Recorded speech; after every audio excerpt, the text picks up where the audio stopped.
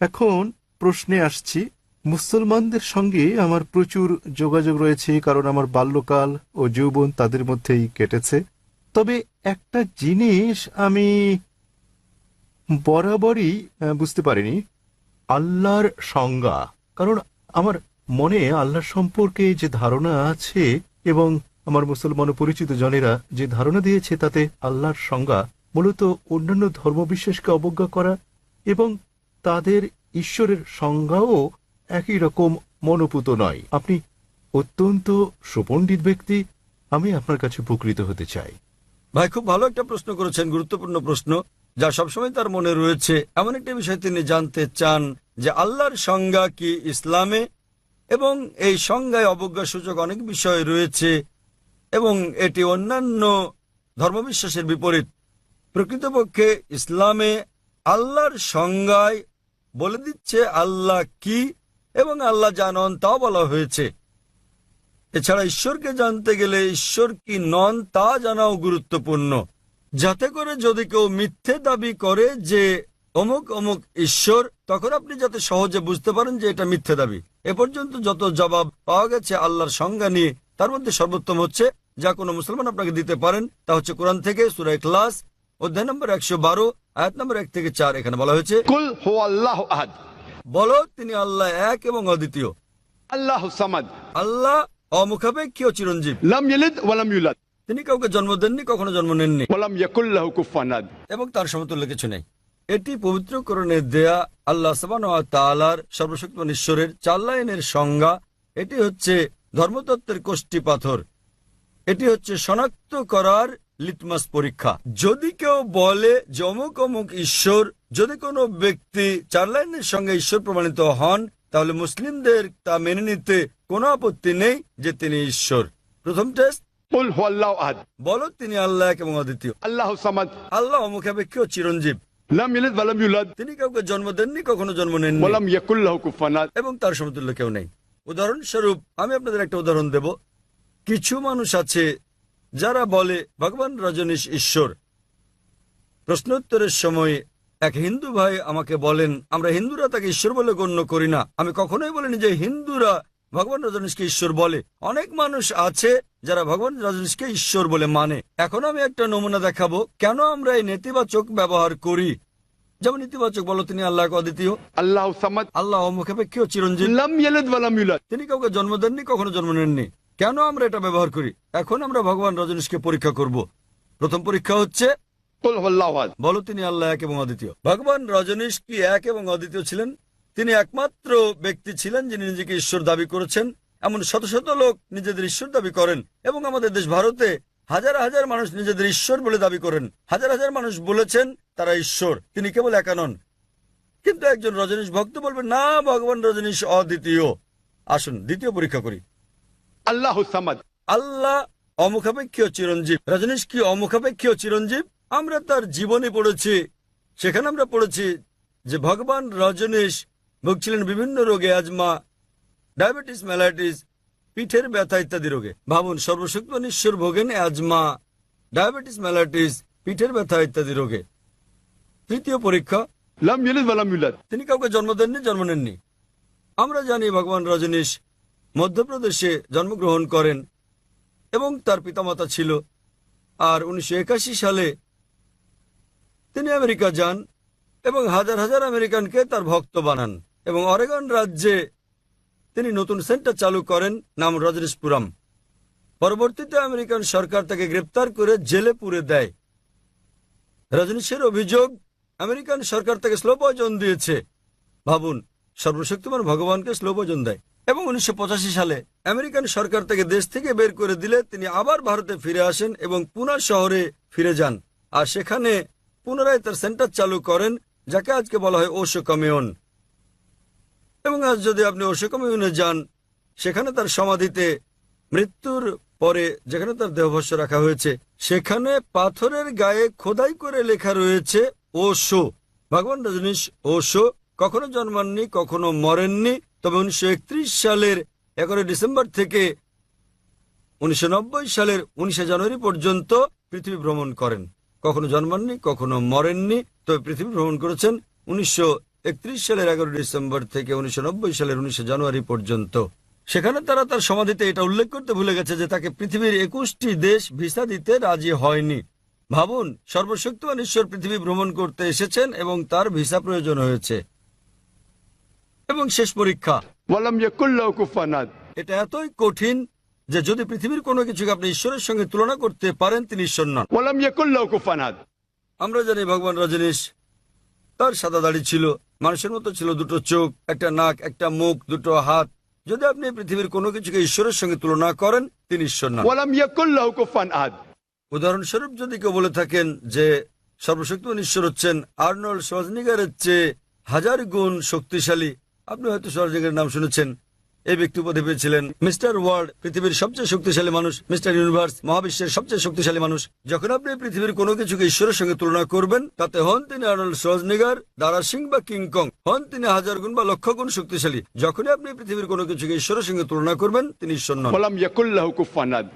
সুতরাং এই ভাইয়ের কমতি রয়েছে সর্বশক্তিমান ঈশ্বরের ধারণায়। এবারে প্রশ্নের দ্বিতীয় অংশটি নিয়ে বলি যে এটা কেন অন্যান্য ধর্মের ঈশ্বরের ধারণার সাথে বিপরীত। প্রকৃতপক্ষে এটা একটা ভুল ধারণা যে পবিত্র কোরআনে আল্লাহ সুবহানাহু ওয়া তাআলার ধারণা অন্যান্য ধর্মের বিপরীত। এটা অন্যান্য ধর্মের আচার অনুষ্ঠানের বিপরীত, আমি একমত। তবে অন্যান্য ধর্মগ্রন্থের বিপরীত নয়, কারণ দুর্ভাগ্যজনকভাবে বেশিরভাগ ধর্মের অনুসারীরাই, হোক সেটা খ্রিস্টান ধর্ম, হিন্দু ধর্ম ইত্যাদি, তারা নিজেদের ধর্মগ্রন্থ পড়ে দেখে না। তাই যদি আমরা অমুসলিমদের আচার অনুষ্ঠানের পর্যালোচনা করি, তাহলে সেগুলো ইসলামের বিপরীত হলেও ধর্মগ্রন্থের বিপরীত নয়। যে কোনো ধর্মের ঈশ্বরের ধারণা অনুধাবন করতে হলে উত্তম হচ্ছে সে ধর্মগ্রন্থে ঈশ্বরের ব্যাপারে কি বলা হয়েছে তা খুঁজে বের করার চেষ্টা করা। কোন ধর্মের অনুসারীরা কি করছে তা দেখে ঈশ্বরের ধারণা খোঁজা উচিত নয়। উদাহরণস্বরূপ, যদি আপনি শিখ ধর্মের ঈশ্বরের ধারণা জানতে চান, তাহলে উত্তম হচ্ছে পাঠ করা গুরু গ্রন্থ সাহেব, আদি গ্রন্থ। আপনি গুরু গ্রন্থ সাহেবের প্রথম খণ্ড, প্রথম অধ্যায়, প্রথম অনুচ্ছেদটা পাঠ করেন। আপনি এটা জাপুজি নামে পরিচিত। এতে কি বলা হয়েছে? ঠিক আছে, জাপুজি। এতে বলা হয়েছে যে ঈশ্বর একজন, ঈশ্বরকে সত্য বলা হয়েছে, তাকে চিরঞ্জীব বলা হয়, তিনি হচ্ছেন বিরাজমান, তিনি দয়ালু, তিনি ভয় ও অভাব মুক্ত। আর শিখ ধর্ম অনুযায়ী শিখ ধর্মের মানুষ এক ঈশ্বরে বিশ্বাস করে, তারা মূর্তি পূজা বিশ্বাস করে না, তারা অবতারবাদে বিশ্বাস করে না।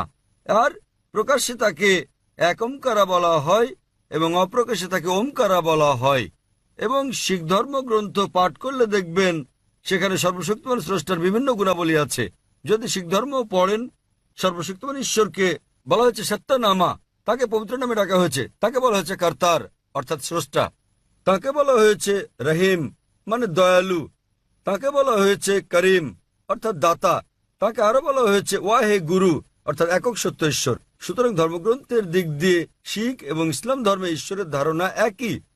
অনুরূপভাবে হিন্দু ধর্মের কথায় আসি, হিন্দু ধর্মেও যদি হিন্দু ধর্মগ্রন্থ পড়েন, পরিষ্কার উল্লেখ আছে উপনিষদে, ছান্দোক্য উপনিষদ অধ্যায় নম্বর 6 অনুচ্ছেদ নম্বর 2 শ্লোক নম্বর 1, एकम एविदित्यम। ঈশ্বর এক এবং অদ্বিতীয়।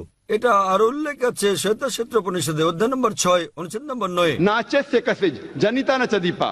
মহান ঈশ্বরের তার কোনো পিতামাতা নেই, তার কোনো কর্তা নেই, তার কোনো প্রভু নেই। এছাড়া উল্লেখ আছে শ্বেতাক্ষেত্র উপনিষদে অধ্যায় নম্বর 4 শ্লোক নম্বর 19 এবং যজুর্বেদ অধ্যায় নম্বর 32 অনুচ্ছেদ নম্বর 3। न त्रस्य प्रतिमा अस्ति। মহান ঈশ্বরের কোনো প্রতিমা নেই।